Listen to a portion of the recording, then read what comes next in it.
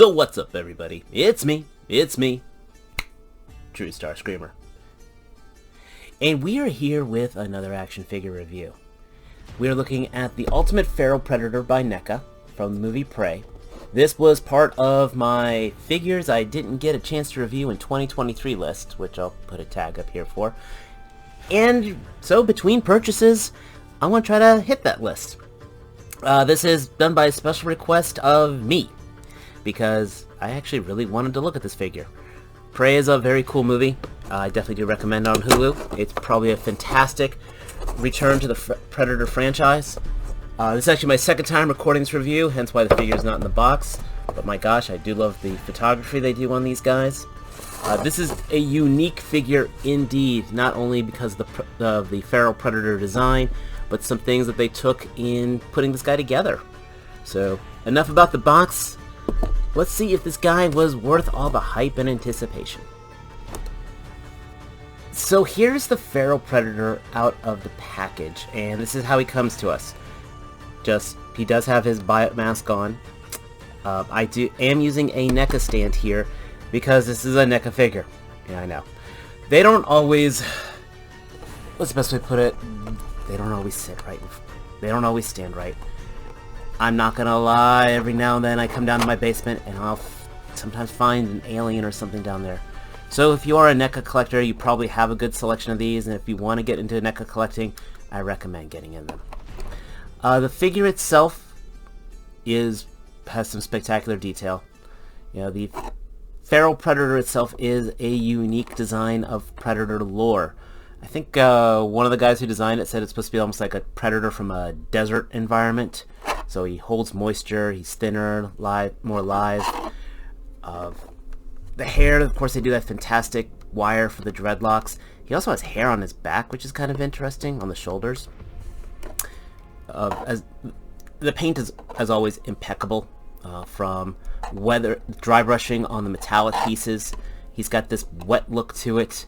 He's got scars all over him. I mean, this Predator had a history, and I would love to get more into it.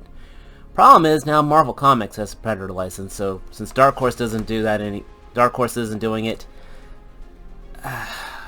Yeah, Dark Horse did a good job of delving in the lore. What can I say? Biomask just is held on by friction, and that's a interesting thing. We'll be talking more about that, and well, in those amazing words, he is one ugly mother. I do like on the biomask itself, by the way, if you look carefully, there is the 3 laser sight on here, which if you've seen the movie, you know plays an important role. The mask itself also has incredible dry brushing and washing on it as well to really bring out the details. And the interior has got paint too. This is one of the things I love about NECA. This is a $40 figure, and they definitely try to make sure you get what they can out of it. The face itself, these beady eyes, the mandibles are on here. I mean, again, I would love to know the story of this type of pred. It's just interesting. Articulation, double jointed knees. The plastic material doesn't feel that brittle, which is nice.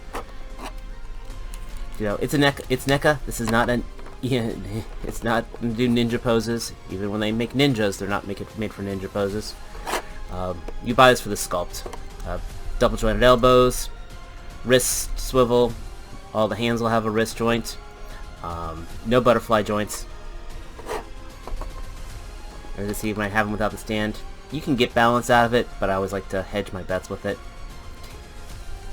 Ab crunch, forward not that much, back not that much, and neck is on a swivel, so you can get some. You can still get some very, very good hunting, stalking. I put the mask back on here. Poses on here, so. I'll point out here that he's got the skull attached to here that looks like it's just been cleaned off, nice and bloody. He's got the net ball. This is not removable. That's a little bit of a letdown. And he does have the whip blades here, which I'll talk about that a little later when I talk about accessories. So, but he's overall a very good look. But this being a NECA Ultimate figure, it's all about the accessories. So let's talk about some of those. Being an Ultimate figure, they really pulled out 95% of the stops here. Excellent array of hands. We've got weapon holding hand. We've got claw. We've got claw hands, gesturing hands, fists. Of course, he's got his opening hands and a gun holding hand, as well as 2 sets of alternate mandibles. These just plug right into the lower jaw. Paint on these, oh my gosh. I mean, you can look right down that gullet, that purple, that... Eesh, it's this wonderful organic look. This is absolutely where NECA shines.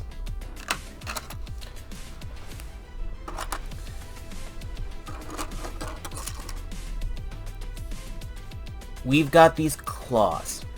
Now this is probably one of my first parts where I start having some questions about the design. Other NECA figures, the claws were actually retractable. You can actually slide them in and out.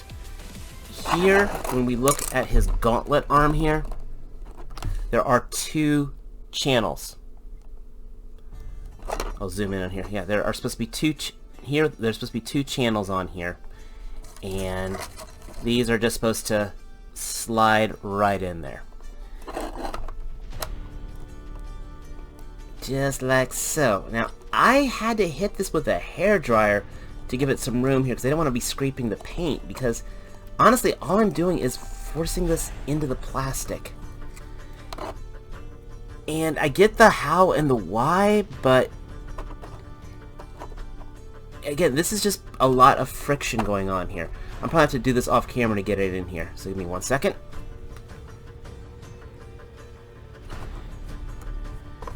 And here are the claws in the gauntlet. It does look good. I love and hate this because I actually had to buy a second City Hunter Predator because he took a shelf dive, because I forgot to put the stand on him, and his claws broke. So these will just pop right off if he does take a shelf dive. But with this just being friction, it's hard to say if this plastic will ever get loose. Speaking of getting loose, let's talk about his other gauntlet. There's a channel right here, and on there we have his collapsed shield, which he did some cool stuff with this in the movie, I'll have to admit. And the idea is this slot just marries right up to it, and you can just push that in, and it stays in there. Decent, but it pops out pretty easy. So it's, again, just held on with a little bit of friction. I do want to mention, though, the paint on this is absolutely gorgeous. It's got that patinaed brass look on there. And then you get 2 versions of this. So we have the closed shield, and then we also have the deployed shield. So that, again, just fits right into the arm. And that looks pretty decent. I think he probably had one of my most favorite kills was done using this shield. So the idea, like, it's here, and then it just spins itself to open up like a fan, which is pretty neat. So and it looks good, like just like this. He's ready just to wade in and do some kind of, melee combat, which is what Predators are prone to do. And it's a good presentation. Then we have his equipment gear bag. This was interesting because I thought that these slots on here would be able to hold stuff, which they don't. And if you notice, this is smooth. When we look at his back, it is smooth. And this is probably one of the coolest things with the Predator design. Not as the Predator itself, but as an action figure design. Because this is magnetic. That is very, very cool. And I would love to see this used in more figures. Not just by NECA, but anybody. Magnets are awesome. You can do some really neat things with them. And this was an absolute brilliant, brilliant design. I don't know if there's a magnet in here, if the magnet's in there, and I could probably test that out later. I really don't care. I just like this because it looks good. Well, we got it here. He also has his bolt gun. Very unique weapon, which defies all forms of physics. It was almost like a magnetic railgun when you see in the movie, and did play a very pivotal role in the end. When I first got this, I'm like, how the heck is he supposed to carry this? And then I rewatched the scene, and I saw it was on his back. I'm like, wait a second. And there's a magnet, there's metal in there too. So again, it is held on by the magnet. It's not as strong as this is, but it's more than adequate, and looks very clean, very cool. Finally, we have his combi staff, which we've got two versions of it. Here is the non-deployed version. No magnets in this. In fact, for this, he actually came with two little hooks. And I'm 50-50 on putting this on there. Just saying how it is. These would literally hook onto the back of his belt, and I would just have this hanging by that. So it's just gonna kind of hang back here. I think it was a lost opportunity. I think another magnet would have been really cool for that, personally. And then just have it back there. Go figure. And then you also have the deployed version, which splits, so it comes in the package like this. I think he used it as two different weapons in the movie. I can't remember. But this is probably one of my favorite combi staff designs. It doesn't feel as fragile as the old ones. And again, we've got that painted brass on it. I mean, the details on this is what makes the figure. And that's the thing with NECA. It is all about the details. I mean, you look at this, the bone structure inside here. The Feral Predator itself, I don't say it's a controversial design, but it's definitely a different design. And of course, not everyone accepts difference. I would have always wanted more lore for it. But as a representation of that this from the movie. But as a representation of the monster from the movie. There we go. NECA excelled in this. They did everything they could. I only had like two dumb gripes, and that actually involves this thing right here. It's if you watch that scene where they fight the French trappers, I think he pulls one out and it whips out into like another blade that he throws at somebody. I would have liked that. It was almost like a little mini axe, and he also used a French trapper's hatchet with himself. I kind of would have liked that too, just the small hand-to-hand weapons. I am completely whining because I can. I do also like the fact that when you have the mandibles on here, you can put the biomask back on, and it also looks very cool.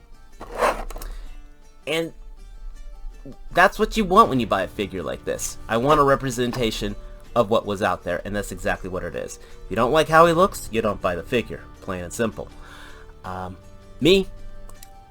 I think they knocked this out of the park. This absolutely is a $40 figure. You feel it in the quality. Yes, I would like for them to stand better, but at least NECA does provide stands that you can buy to take care of that. These are not action figures you're going to be fighting each other with, but they always do photograph well. And that's what I want when I buy one of these. He's going to look fantastic with the rest of my other Predators. And when it's all said and done, that's what I spend my money on. But tell me your thoughts. Did you see the movie? If not, do recommend it on Hulu. But did you buy this guy? If you're a big fan of the movie, if you're a Predator collector, I wouldn't say he's good as a one-off because he's not that iconic. This is kind of one of those, either you love it or you don't. I wouldn't buy it for the sake of buying something personally. Actually, I'm not a fan of that in general. But if you are a fan of the Predator franchise, this is absolutely a great entry for the lore, and I think you'll be happy with him on your shelf. But let me know your thoughts down below, the comment sections before. Hit that like button if you're into this, because it helps the algorithm. And if you're new here, hit that subscribe button. But most importantly, as always, until next time, take care. Peace.